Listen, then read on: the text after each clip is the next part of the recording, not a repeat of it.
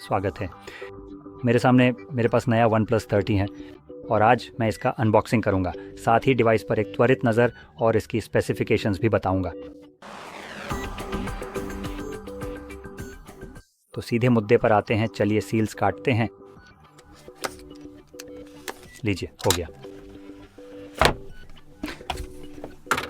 ओह, अरे लगता है हम फिर से नेवर सेटल वाले कैच फ्रेज पर आ गए हैं। यहीं पर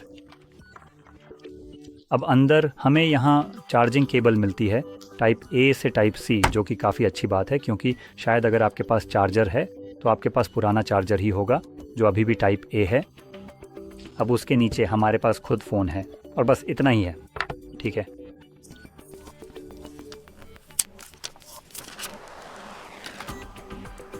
तो हम देख सकते हैं कि बॉक्स में डिवाइस के अलावा ज़्यादा कुछ नहीं है। लीजिए, हो गया। अब ये काफ़ी मजबूत हैप्टिक फीडबैक था। तो चलिए डिस्प्ले से शुरू करते हैं, जो कि अभी कुछ ही पलों में पूरी तरह से दिखाई देगी। अब ये 6.8 इंच की डिस्प्ले है जिसका रेजोल्यूशन 1440 बाय 13168 पिक्सल है। तो ये 1440p डिस्प्ले है। यह एक LTPO एमोलेड डिस्प्ले है जिसमें 1 अरब रंग, 120 hertz refresh rate, Dolby vision, HDR10+ certification, HDR vivid और ज़बरदस्त 4500 निट्स की पीक ब्राइटनेस है। ये डिस्प्ले 51% नहीं, प्रतिशत नहीं, 510, ठीक है, मेरा मतलब था 510 पिक्सल प्रति इंच और 90.7% स्क्रीन टू बॉडी रेशियो का दावा भी करती है, जो कॉर्निंग गोरिल्ला ग्लास से कवर की गई है। और हाँ, डिस्प्ले के बारे में यही सब कुछ है। ये हर मायने में एक शानदार डिस्प्ले है। अब अगर आप इसे पीछे की तरफ पलटें तो हमारे पास ट्रिपल कैमरा सेटअप है और मुख्य सेंसर, जो कि मैं समझता हूं कि सभी के बारे में कहा जा सकता है क्योंकि सभी 50 मेगापिक्सल के हैं। इनमें f1.6 अपर्चर वाइड सेंसर है, यह f2.6, यह टेलीस्कोप, यह पेरिस्कोप टेलीफोटो और f2.0 अल्ट्रा वाइड 120 डिग्री में। और इन कैमरों के साथ आप 8K वीडियो 30 फ्रेम प्रति सेकंड तक रिकॉर्ड कर सकते हैं और 4K में आपको अधिकतम 60 फ्रेम मिलते हैं और 1080p में जाहिर है 60 फ्रेम के साथ स्लो मोशन में 480 फ्रेम प्रति सेकंड तक जा सकते हैं। फिर सामने होल पंच कैमरा में हमारे पास 32 मेगापिक्सल का f2.4 अपर्चर वाइड सेंसर है, 4K 60, 1080p भी 60 फ्रेम प्रति सेकंड। तो कैमरा के हिसाब से जाहिर है फ़ोन काफ़ी अच्छी तरह से लैस है। अब अगर हम इंटरनल्स की बात करें तो डिवाइस का साइज़ पिछली OnePlus जनरेशन्स के मुकाबले ज़्यादा नहीं बदला है, लेकिन इसमें जो बदलाव आया है वो है बैटरी का टाइप। ये सिलिकॉन, सिलिकॉन क्या था वो, मुझे ठीक से याद नहीं कि इसकी कंपोजिशन क्या थी, लेकिन कुछ सिलिकॉन था। तो इसी वजह से OnePlus यहाँ पर एक काफ़ी बड़ी बैटरी फ़िट कर पाया है जो कि 6000 मिली एम्पियर की है, जबकि आमतौर पर आपको अधिकतम 5000 मिली एम्पियर की बैटरी ही मिलती है। और इसे 100 वॉट की वायर्ड चार्जिंग से चार्ज किया जा सकता है और ये वायरलेसली 50 वॉट पर चार्ज होता है।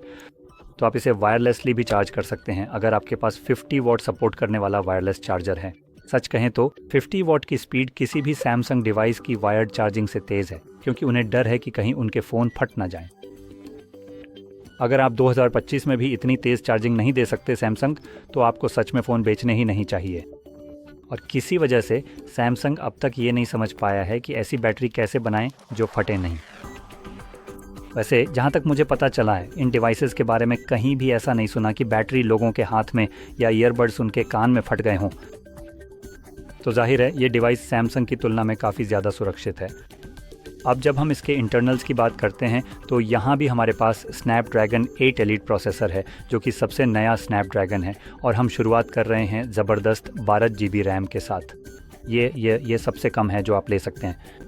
और 12 GB रैम के साथ आपको 256 GB स्टोरेज भी मिलती है, लेकिन ध्यान रखें इसमें एक्सपेंडेबल स्टोरेज का कोई विकल्प नहीं है। तो हमारे पास बस एक, मेरा छोटा टूल कहाँ है? ओह, मिल गया। तो हमारे पास, मेरा मानना है, सिर्फ एक ड्यूल सिम ट्रे है।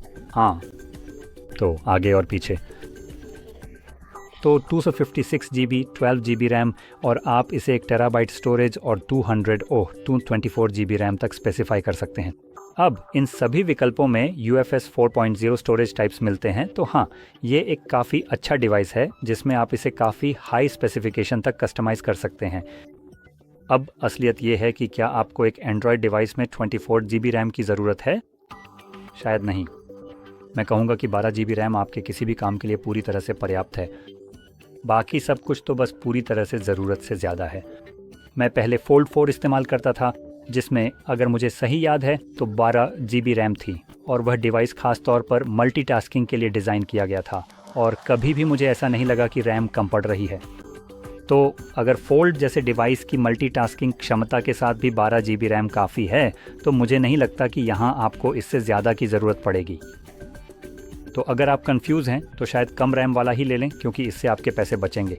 यही वो तरीका है जिससे मैन्युफैक्चरर्स स्टोरेज और रैम के नाम पर आपके पैसे वसूल लेते हैं। स्टोरेज तो और भी ज़्यादा महंगा कर देते हैं, जहां आपको असल कीमत से 2 गुना तक चुकाना पड़ता है। तो खैर, यहाँ एक आखिरी बात बतानी है, वो है एंड्रॉयड। तो इसमें आपको लेटेस्ट एंड्रॉयड 15 मिलता है, और इसमें 4 बड़े एंड्रॉयड अपग्रेड्स भी मिलेंगे। साथ ही इसमें Onyx ExynosOS 15 भी है, जो एंड्रॉयड के लिए इसकी स्किन है।